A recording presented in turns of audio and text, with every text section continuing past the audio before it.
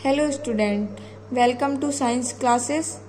जैसा कि हमने कल की क्लास में क्या क्या देखा था, कल की क्लास में हमने जो है टिश्यू के बारे में पढ़ा था।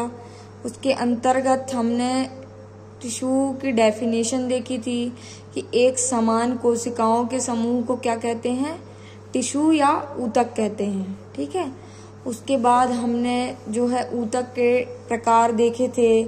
ऊतक के प्रकार के अंतर्गत हमने पहला प्रकार देखा था क्या, संयोजी ऊतक, या इसी को इंग्लिश में क्या कहते हैं, कनेक्टिव टिश्यू।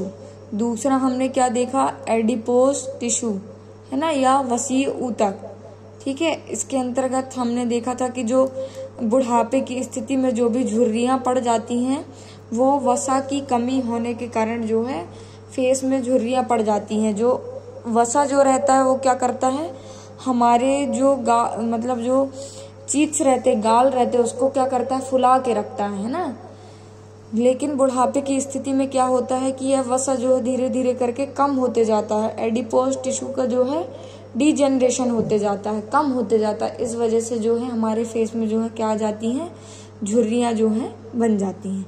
फिर उसके बाद हमने क्या देखा, तंत्रिका ऊतक के बारे में हमने जाना, है ना, न्यूरॉन टिश्यू के बारे में जाना। उसके बाद हमने लास्ट देखा था क्या, पेशी ऊतक या मस्कुलर टिश्यू। अब आज का जो है हम न्यू टॉपिक स्टार्ट करेंगे, वो क्या है, स्केलेटन, या उसी को हम बोलते हैं क्या, कंकाल। ठीक है, तो स्केलेटन जो है वो कैसा होता है, स्केलेटन जो है वो मेनली दो प्रकार के स्केलेटन जो है पाए जाते हैं, है ना। दो प्रकार के स्केलेटन जो है होते हैं।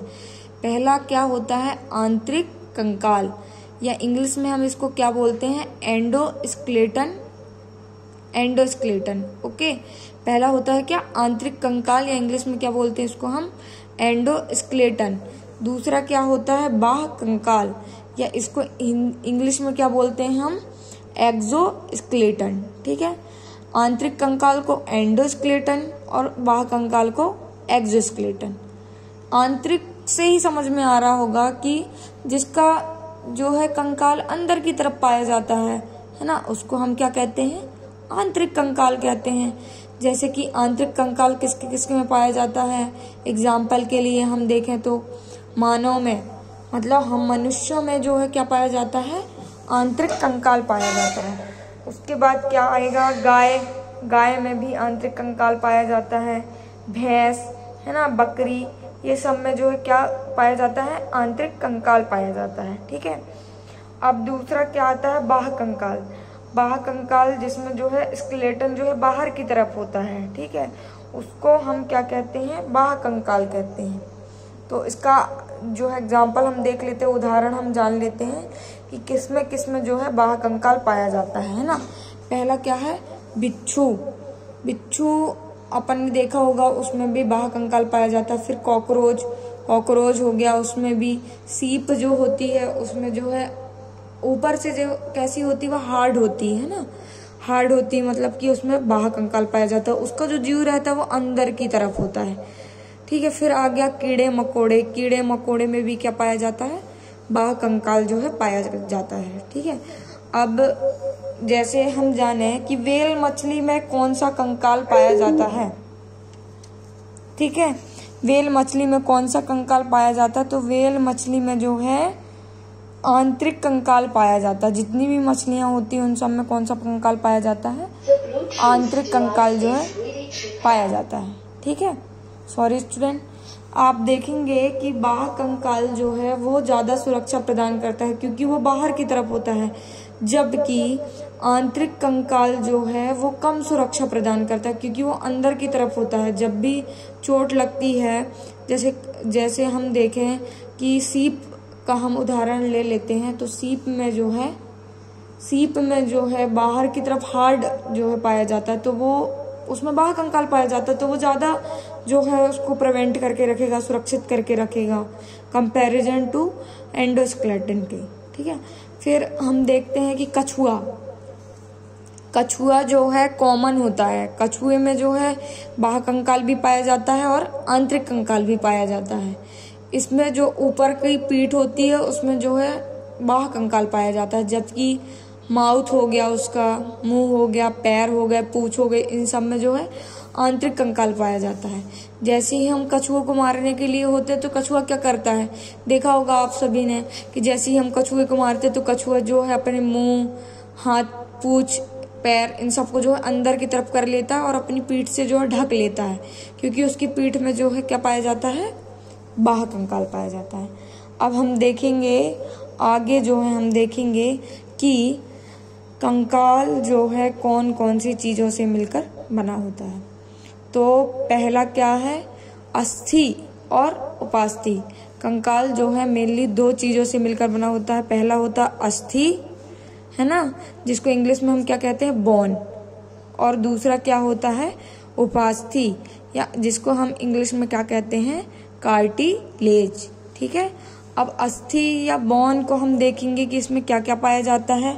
तो अस्थि में जो है मेनली यह मिलकर बना होता है कैल्शियम और फास्फोरस से, जबकि उपास्थि भी कैल्शियम और फास्फोरस से मिलकर बनी होती है। लेकिन अस्थि की मजबूती या बोन की मजबूती ज्यादा होती है कंपैरिजन टू कार्टिलेज के, है ना। तो उसकी मजबूती किसके कारण होती है या कठोरता किसके कारण होती है, कैल्शियम कार्बोनेट के कारण जो उसकी कठोरता होती है। ये क्वेश्चन भी पूछ सकता है, एक क्वेश्चन मैंने जो है बना के रखा आप सभी के लिए कि हड्डियों में कठोरता किसकी वजह से आती है। तो हड्डियों में कठोरता जो है कैल्शियम कार्बोनेट की वजह से आती है।